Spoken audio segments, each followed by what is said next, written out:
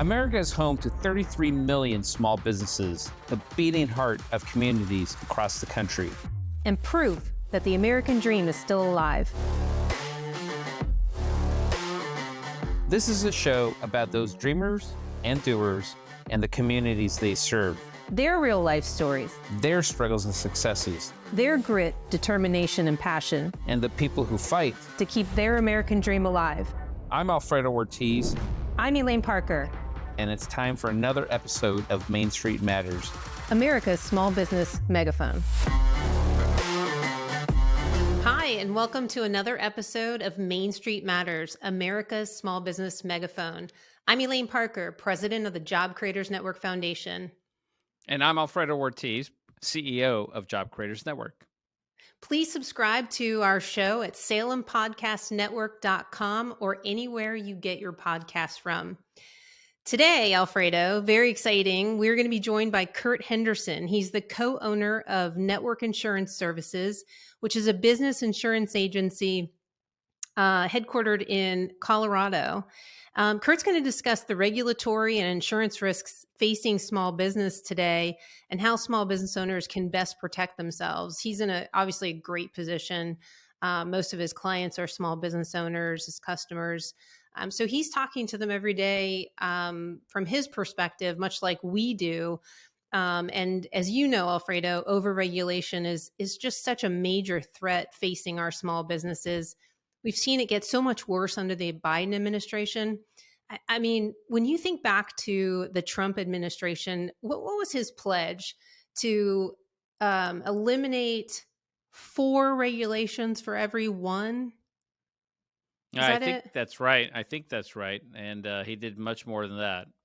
I think at one point they had calculated it was somewhere around 15, maybe 20 regulations. I mean, it was massive. Yeah. And it was kind of the most underreported story of everything. I mean, the Tax Cuts and Jobs Act, massive, huge. I mean, we can't stop talking about it still. But we didn't really hear a lot about the deregulation under Trump and the impact. But now we're seeing people talk more about it because there's such a contrast to what people are feeling now. And where did it start? What's your favorite story to tell where everything started from day one? It all started on that fateful day when Joe Biden actually came into office and he canceled the Keystone pipeline and basically caused a massive destabilization of our global energy market to where we are today, where we're actually almost effectively, I think we are now a net importer of energy versus where we were when he took office, which was a net exporter. Exactly. Yeah, we were energy independent under Trump. I remember that day. I remember we put a press release out on it because it was pretty exciting news. And then to start to become a net exporter, and now we're so reliant on countries that don't like us. And of course, we're paying more for gas. Not as high as last summer, but we're certainly paying more for gas than I can remember. Growing up when I first started driving and things like that. Well, people have to remember that everything pretty much takes energy as an input.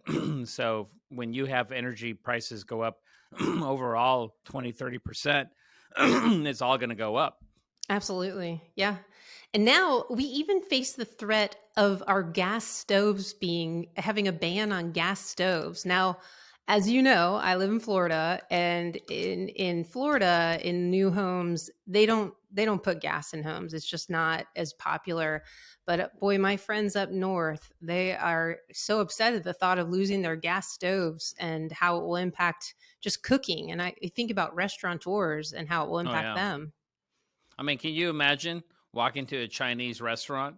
I mean, I don't know about you, but, I always love how they have that wok going and there's the flame burning. Now imagine kind of electric stove. I mean, the guy's going to be sitting there for 2 hours trying to, make the Chinese food.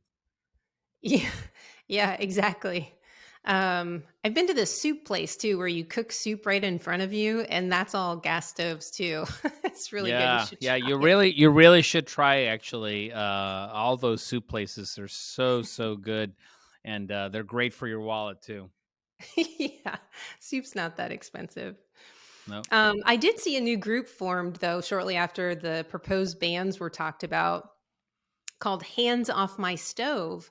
And they've really been pushing back. And they have an interesting email campaign. And I joined their list just to see what they're doing and everything. But they ask everybody to donate $12, just $12 to help the campaign. Kind of beat back these ideas. But that's just the start of it. I mean, we've seen sort of all of the restrictions in the oil industry, which has hit private sector investment, exploration, production, pipeline construction. I mean, I could go on and on. And of course, we feel it at the pumps. Um, but over the last few months, Biden has even tried to resurrect Obama's clean power plan that the courts blocked. And he proposed new regulations banning or mandating, not banning, mandating by 2032 that 67% of all new vehicles must be electric. 2032. So, Alfredo, President Biden has proposed or finalized regulations that restrict nearly every aspect of our oil industry. And that's really hurt us at the pump. It has restricted pipeline construction, operation, production. I mean, you name it, it's hurt us all.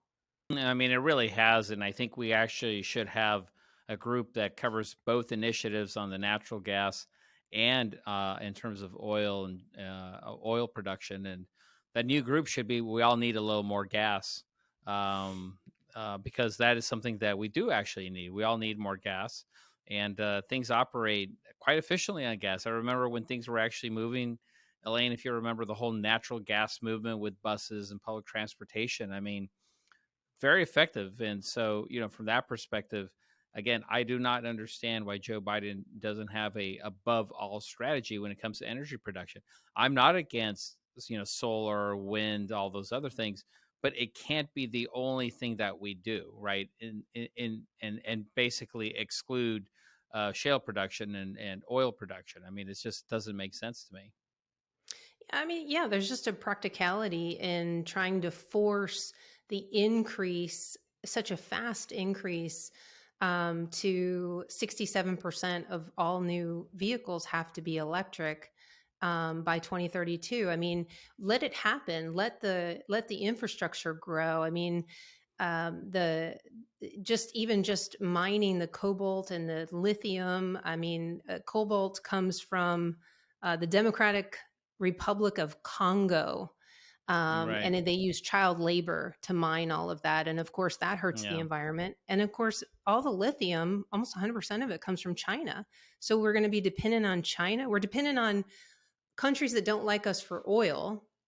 And now we're going to be dependent on China for lithium for the batteries. It just seems like a bad strategy from every standpoint, from cost, from security, everything.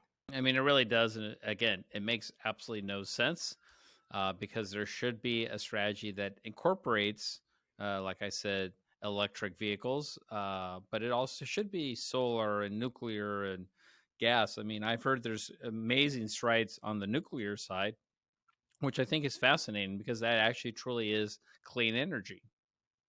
Well, Alfredo, regulations really do open up businesses, to lawsuits because if they're not following them, and it's just a disproportionate cost for small businesses, which is something we're going to get more into with Curt Henderson when he joins us.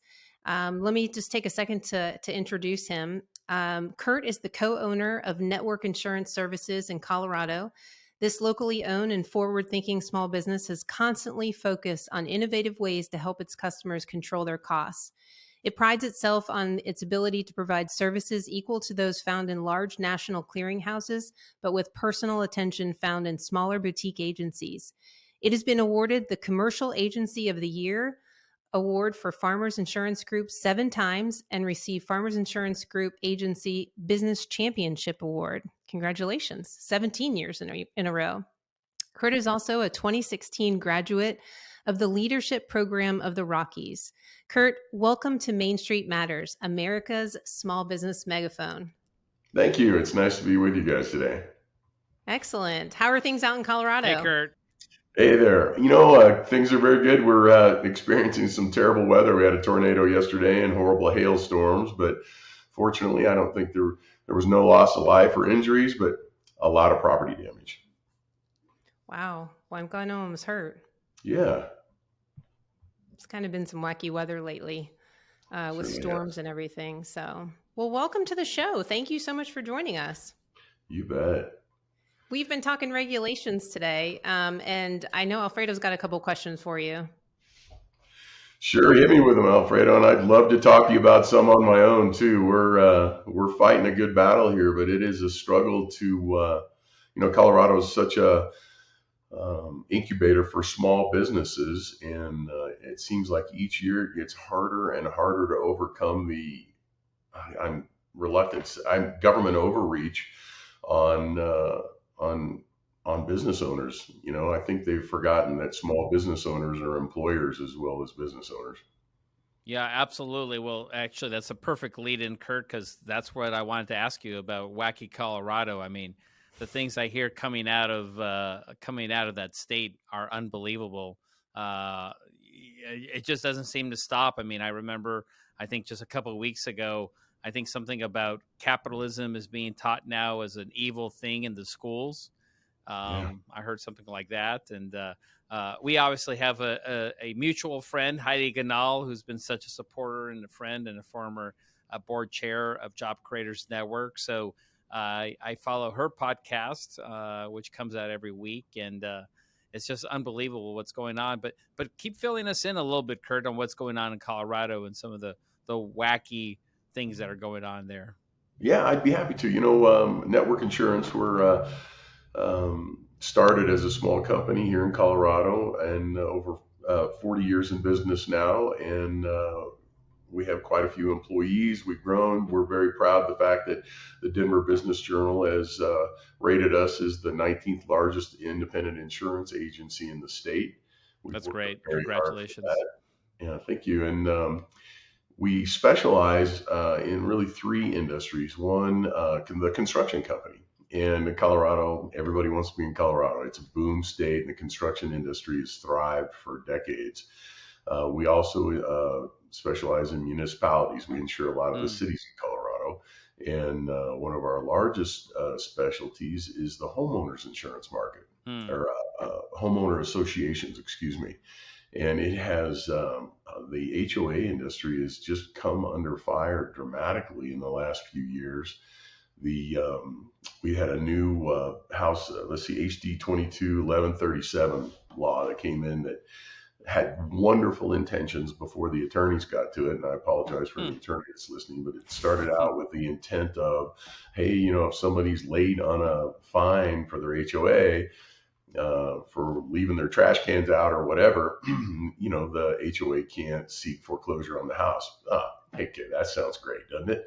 Well, you could explain that in a one-page deal, but I don't know how many pages this bill was after it was done, but now it has driven the cost of managing an HOA through the roof with notifications and payment plan offers. So the people that it was supposed to help the most, the families that were trying to get into affordable housing, condos and townhomes, now are paying the price because it has driven the cost of managing the HOAs up dramatically with these onerous rules and Hmm. notifications and so forth. There's a whole new industry that's been built around managing and notifying homeowners of things, which just Wow. is crazy, raising the cost for a family living in an HOA. Well, and if I understand correctly, did you guys pass something similar that California did in terms of new construction that requires mandates solar panels basically on all new homes and all new construction?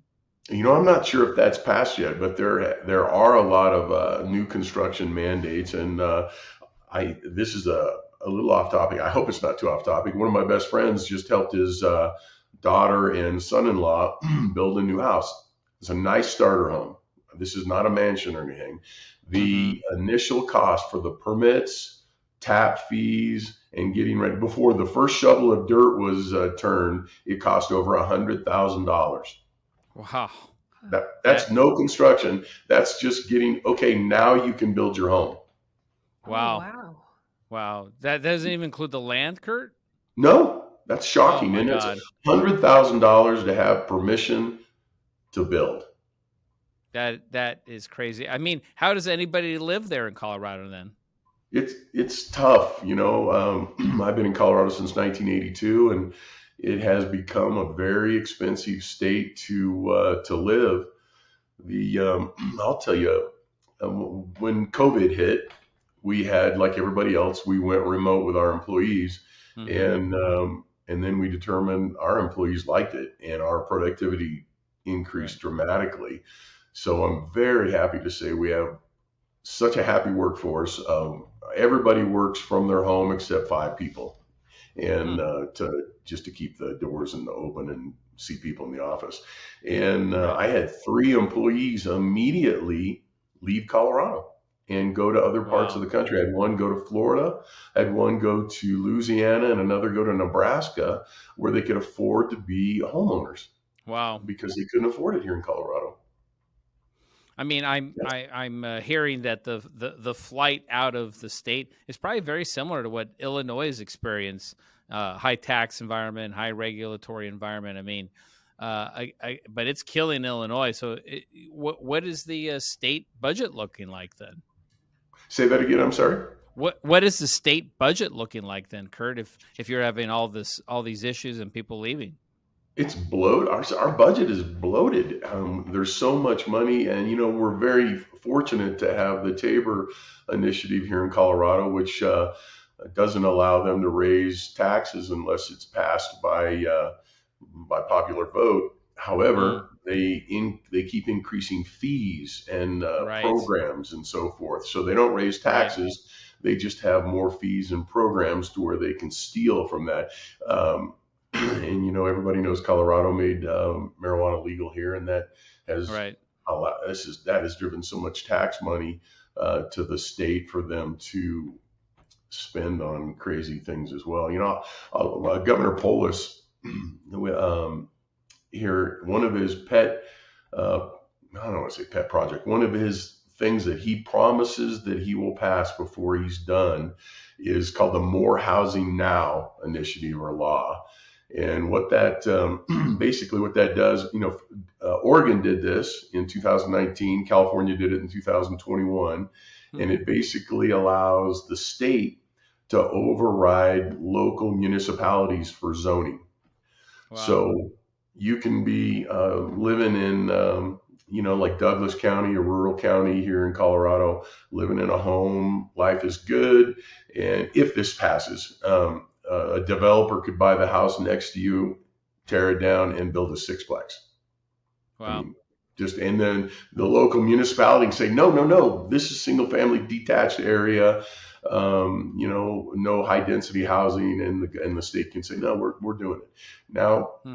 I think the intent might be very good. Hey, they want to have affordable housing for all. I think that's great and noble, but there should be some. We don't want to be governed from the top down. We need to have Right. some. The best way to govern, in my opinion, is to have the people on the ground in the local areas that can make these educated decisions rather than having it forced down our throats. Yeah, that's amazing. And so the average citizen we know probably is barely surviving. Small businesses, they must be barely surviving as well, right, Curt? It's harder and harder. The we had another a law that was just passed, and again, I don't want to sound like I'm against all these initiatives that on the face value seem so good, but we had the Family and Medical Leave Insurance Program that was just became law last year in the state, and it's the premium is paid half by the employer and half by the employee, Hmm. and it costs about $400 a year for each one of my employees. Not a big deal, but I'm a small company. We only have 20 employees, and this law allows, like, if somebody were to have a baby or adopt a baby or something, the husband and the wife get to stay home for 6 weeks. So, and you Hmm. have to keep that job open for them while they're gone. man, with 20 employees, when the loss of just one employee is backbreaking. If we have two out, it's just more than a small company can endure. So we find now that we have to have we're overstaffing in order to have this bandwidth to cover when people are going to be out. We just have to overstaff. So in addition to Right. the additional regulation, the additional cost for the insurance, we're also having to bloat our payroll. Hmm. Hey, Curt, Yeah. is this law,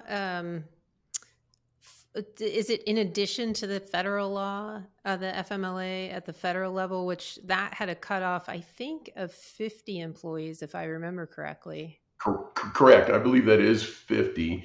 And the new Colorado one, forgive me, I might be wrong. It might cut off at 6 or 10 employees, but we're over that. So we have 6 to or abide. 10 employees, and it applies. Yeah. Wow. And I know It's FMLA was passed under Bill Clinton. mhm. So obviously there was a time when, you know, President Clinton understood the disproportionate impact that a regulation like that could have on small businesses. An important law, I mean, something that, you know, probably, you know, is necessary and needed to be there, but a very big disproportionate impact on small businesses. Oh yeah. I think Bill Clinton and his they understood how a business ran and what was and needed, and a small business just can't bear that. It's overwhelming. Yeah. Yeah, it's kind of scary to think that I would love to have Bill Clinton back. That's how bad things have gotten. He'd give my vote right now. We're going to start the BBB campaign. Bring Bill back. I know it's amazing to think when you look back at the Kennedys and the Clintons, and they seem so conservative now. Yeah, that's crazy. Yeah, Elaine? Yeah, absolutely. So most of your clients then are other small businesses that you're dealing yeah, with. Are they primarily in the state of Colorado? yeah. We primarily do business just in the state of Colorado. Our Okay. construction industry, we insure a lot of those, and they're just overwhelmed with, whether it's OSHA, and OSHA does a lot of wonderful things, but there's also some just ridiculous things where they'll walk onto a job site, and if there's an extension cord laying across somewhere that doesn't have a cover on it, well, there's a fine. It's just, um, and if they drive by and see a scaffolding somewhere, they pull in and just stop the job and look around. And I'm certainly a need for OSHA and occupational safety, but our construction industry with the delays and the fees, and it's become very difficult for a small contractor, a subcontractor, to make it. And that's a big aspect of your business, right? It's a large, probably our largest section. Okay. Okay. Well, have you seen the reports of a lot of insurers pulling out of California? Is the regulatory environment driving this there? And is that a preview of what you think insurers might see kind of nationally, or maybe in states that are, you know, a little more left leaning, where these regulations are going to drive insurers out of the state? I could talk for a long time about that, Elaine. Speaking back to the homeowner association industry, like California, like Florida, there's a combination of things, a confluence of issues right now that have made that insurance environment extremely toxic. The combination of wildfires, hurricanes, tornadoes, hail, windstorms, runaway inflation, the inability for the construction industry to find employees. There's not enough help to hire. In combination of there's a critical reinsurance shortage right now. Insurance companies buy reinsurance. When they insure $100 million building, they're not taking on the whole risk. They actually buy reinsurance. Well, there's a global reinsurance shortage right now because of the lack of capacity. There's a bigger demand for insurance than there is capacity. So we just renewed one of our homeowner associations here, and this is going to sound unbelievable. This just happened probably 2 weeks ago.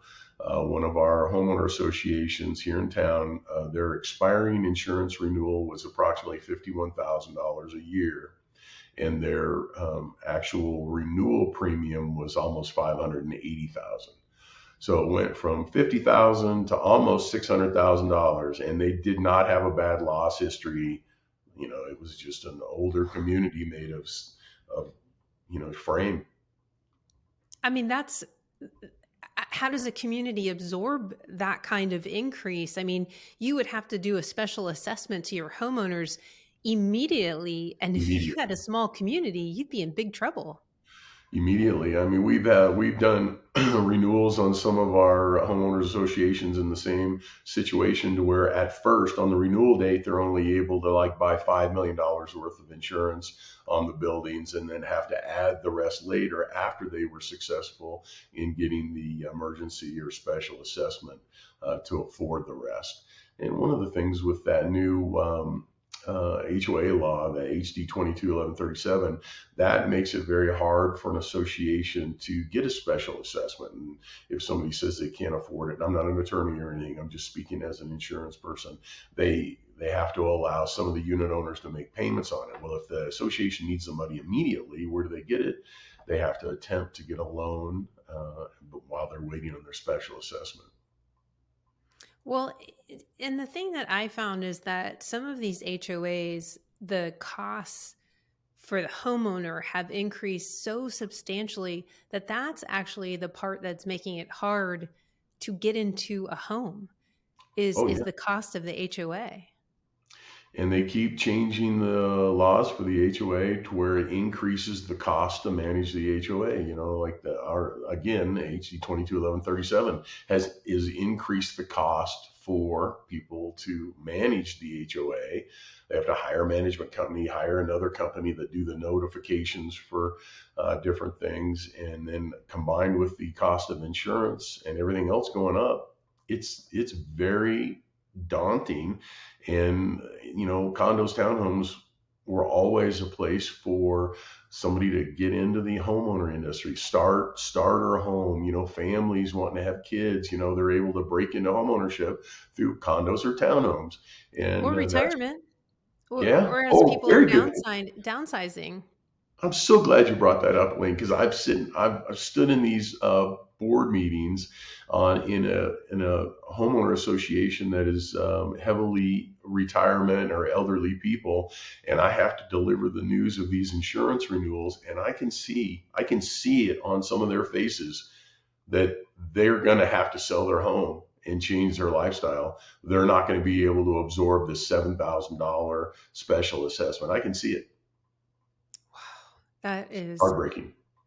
That is heartbreaking because they're on fixed incomes, and it all goes back to sort of the regulation and probably even litigation if you think about it. I mean, what do you think the relationship is between overregulation and lawsuit risk? And how do you think small business owners can protect themselves from not only regulatory threats but lawsuit threats?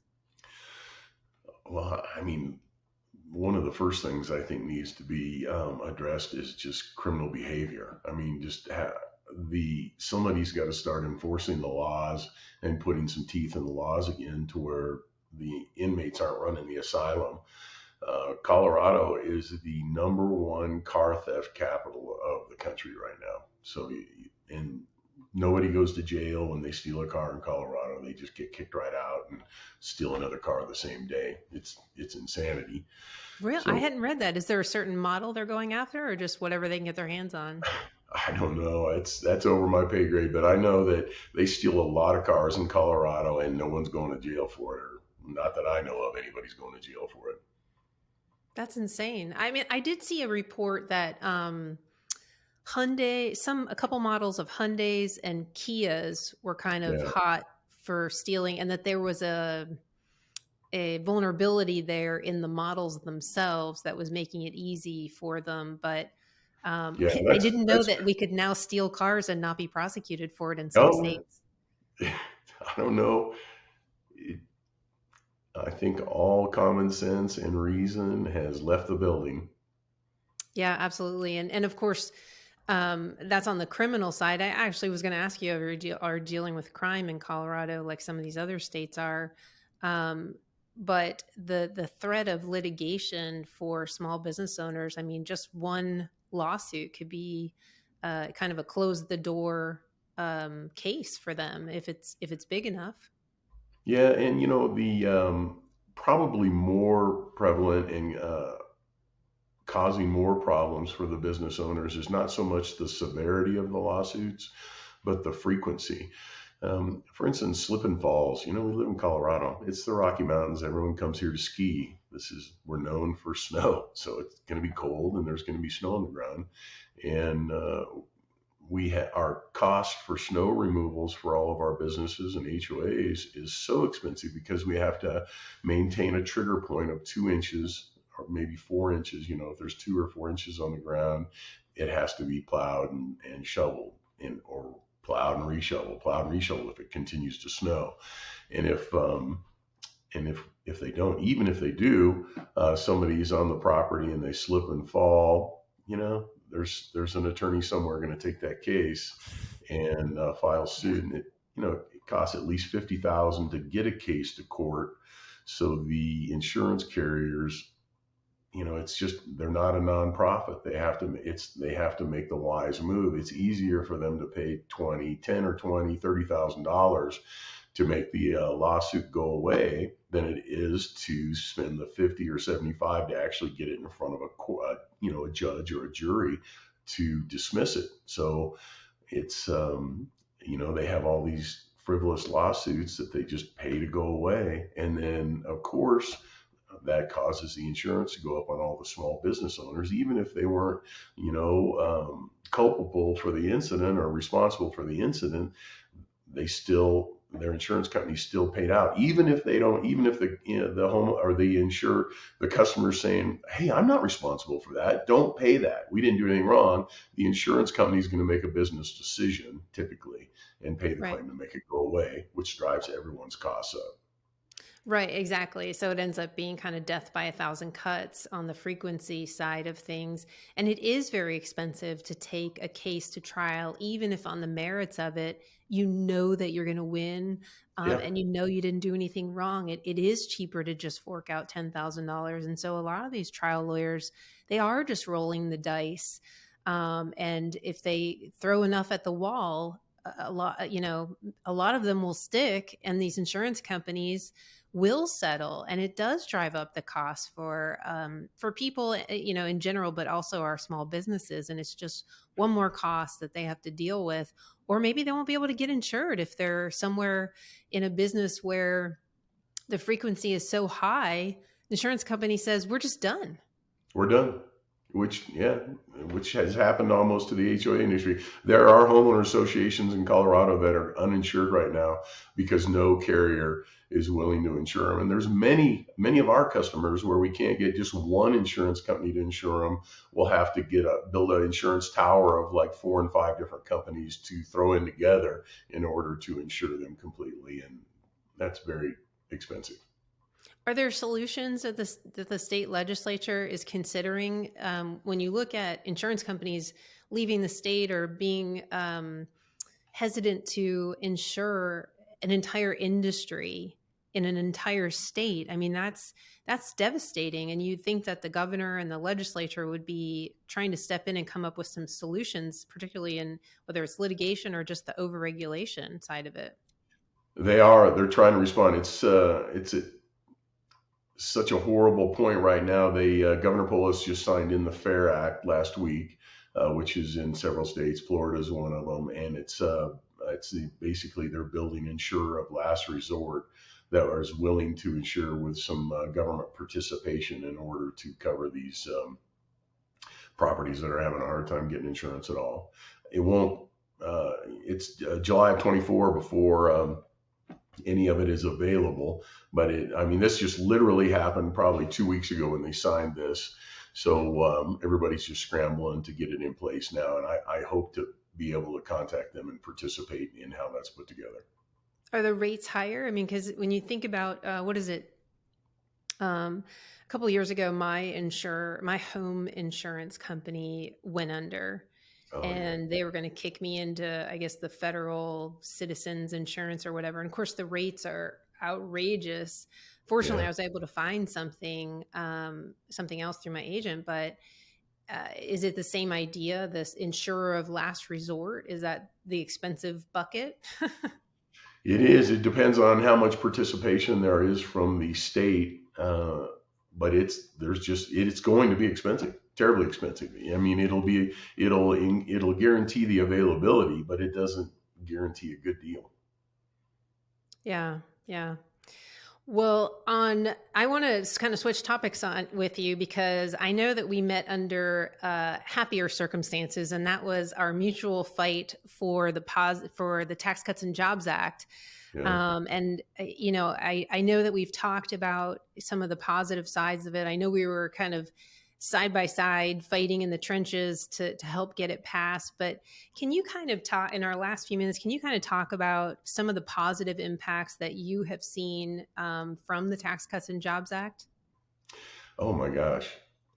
The those were wonderful days, and the results from it. We were able to, as one thing as a business owner, as you know, is we need to be able to manage our organization by looking forward, to be able to plan. We need, this isn't running a business isn't like playing Jeopardy where you get a question, you answer it, and you go on to the next day. In order to be successful, you're planning a month ahead, a year ahead, 2 years ahead, 5 years ahead. And one of the very important things to do on that is to have a known labor costs, a known burden on certain things, and to have our taxes laid out in that way to where we can actually save some money for an S corp or an LLC. Allowed us to plan, allowed us to hire new employees and grow, and know that if we do it right, we can grow profitably. In our current environment, there is no stability. Nobody knows what's going to happen today or tomorrow. You turn on the news each day and you go, well, there you go again. There's something else. So it's extremely, everybody talks about consumer confidence, but no one talks about small business owner confidence. So consumer confidence, are you going to go buy a new washer and dryer or something like that? That makes sense. If the consumer feels confident, they're going to go out and spend the money. But a small business confidence is the same way. If I'm not confident in my ability to plan and not go bankrupt, I may not start a marketing program. If I see an opportunity, I'm going to say, wow, you know what? I can capitalize on that. I just need some help. I need to hire 1, 2, 3 different people in order to get me across the finish line and be profitable on this. But if I don't have any confidence, and I certainly don't right now, on what's going to happen to small business owners, because capitalism seems to be such a crime, that I'll pass. We get offers all the time. We get calls from the national insurance brokerages and international insurance brokerages, always wanting to buy the company. And I used to just blow them off all the time. My son works with me, and ideally, I would like him to be my business perpetuation plan after I'm long gone. But I think all the time now, do I even want him in it? Is the fight worth it anymore? Or should I just cash out? I've got a buyer willing to pay a bunch of money and ride off. Let somebody else deal with this, the nightmare. Yeah, Sorry to vent like that, but that's just the feeling. yeah. I mean, is the fight worth it? When you start asking those kinds of questions, you have to look back at the policy and, the Tax Cuts and Jobs Act. I mean, I have positive story after positive story after positive story from small business owners who are so appreciative and have real tangible results to show direct connections of this policy allowed me to do this, purchase this equipment, which created these jobs and made us this much more efficient. And there's just like a direct line of connection of the positive results and then the impact within the business, within that employee's life, within the community. It's all there, and it's tangible results to talk about. And the unfortunate part is that the Tax Cuts and Jobs Act is going to expire, and certain provisions have already started expiring like the immediate expensing has already started expiring. And in the next year, we will start to see even the pass-through tax deduction, the 20%, go away for our small businesses. And Congress doesn't have to do anything. It just sunsets. If you don't mind, I'd love to elaborate on that. If you recall, one of our main segments of business, our largest book of business is contractors, subcontractors. The subcontractors are actually the ones that are out there and get dirty and do the work. And the accelerated depreciation or the immediate write-off provision of the Job Cut and Tax Act invigorated the construction industry. I can only talk for Colorado. In Colorado, like a magic wand. We had struggled for so long, and many of our contractors were patching and fixing their equipment and just getting along, doing what they can to stay in business. So the Job Cut and Tax Act allowed them to accelerate the depreciation and write this off immediately, their new equipment. And guess where most of this construction equipment is made? It's made right here in the United States. So the benefits of this thing just compound. So all these contractors are going out and buying new equipment, new forms, excuse me, and all this stuff in order to get back to work in Colorado. And it's all the manufacturers of this heavy equipment in Colorado that benefit also. Yeah, absolutely. It's incredible. And to think that there are lawmakers in Washington who just continue to point to the rich and the big corporations. And we continue to push back with stories like that and amplifying those same stories we talked about, 4 years ago. And when we had all of our small business owners talking about how tax cuts work and how our small businesses benefited from it. So we are pushing forward on hoping that they make the Tax Cuts and Jobs Act permanent. They need to. For all Americans and for small businesses. And we have the American Small Business Prosperity Plan. It is number one. It's an 8-point plan, but it is the number one element of it is to make the Tax Cuts and Jobs Act permanent because of the impact it will have. Well, if you need a volunteer, I'm here for you. We'll get back on the bus and ride around the country, right? Yeah, no kidding. We need it. We need it to continue and get back to work in Colorado for sure. Yeah, for sure.